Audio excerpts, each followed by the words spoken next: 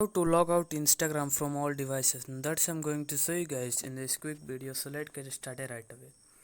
So this video works for the both Android and iOS. So you can watch this video until the end. So firstly, what you need to do is you have to firstly open your Instagram app, and then you have to click on your profile icon in the bottom right corner. Then you come to your profile page. After that, click on your three horizontal lines in the top right corner, and then click on the settings.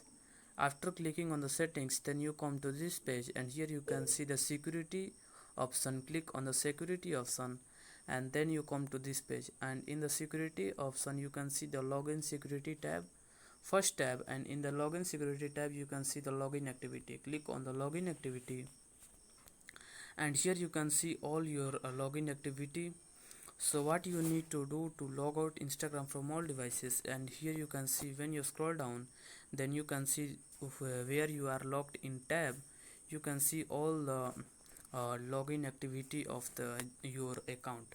So what you need to do to log out from all devices, you can see all the devices and you can see the active now. So if you want to log out from all devices, then you have to click on the three dots in the in the right side of the all the login info, and then you can see the logout option in the bottom. Click on the logout, and it will say you to change password. So session logged out, so you can change the password by clicking on the change password, and you can change the password by typing your current password, and then uh,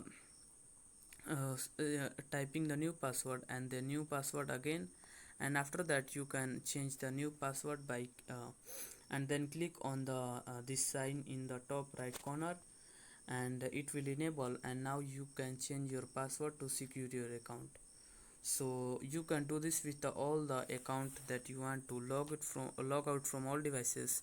So you can also log out from all the devices by clicking on the three dots, and then log out by clicking on the logout, and it will again ask you to change password, so you can change the password.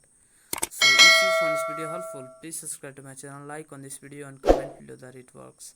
Have a good day.